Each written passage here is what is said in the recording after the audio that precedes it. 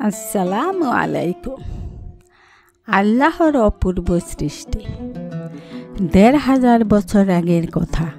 সে সময় রোমান সাম্রাজ্য ছিল খুবই বড়। তার শক্তি সামর্থ্য প্রচুর। যেমন ছিল সেনাবাহিনী, তেমনি ছিল পদাতিক। কোনো দেশ হয়তো তাদের পছন্দ হলো, অথবা কোনো দেশের রাজা বাদশার সঙ্গে হয়তো ঠোকাঠুকি বাঁধলেও অমনি তারা দখল করে নিত গোটা দেশ।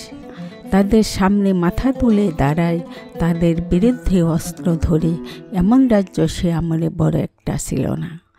দেশ জয় করতে করতে রোমানরা চলে আসে আফ্রিকা ও মধ্য এশিয়ায়, দখল করে নেয় সিরিয়া, মিশর। অর্থ সম্পদও রোমানরা সবার সেরা। ব্যবসা বাণিজ্যে খুবই পটু। সে আমলেই তারা হাজার হাজার মাইল দূরের দেশে অনায়াসে ছুটে যেত।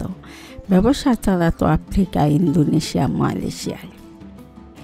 এদিকে আরব দেশের মক্কা নগরী ছিল ব্যবসা বাণিজ্যের অন্যতম প্রধান কেন্দ্র। মক্কার উপর দিয়ে চলত সমস্ত ব্যবসা বাণিজ্য, ফলে মুনাফার একটা বড় অংশ থেকে যেত মক্কায়। তাছাড়া এ নগরীতে অবস্থিত কাবা ঘর ছিল সে আমলের প্রধান তীর্থকেন্দ্র। দূর দূর এলাকার লোকেরা আসতো এখানে। সেই সুবাদে আরবের লোকেরা তখন ব্যবসা করত একচেটিয়াভাবে। মক্কাবাসীদের এমনতর সুবিধা দেখে রোমানদের চোখ টাটাতে লাগলো। তারা ভাবল, অতএব ঝামেলার দরকারটা কি? তার চেয়ে আরব ভূমিটাই দখল করে নেই না কেন?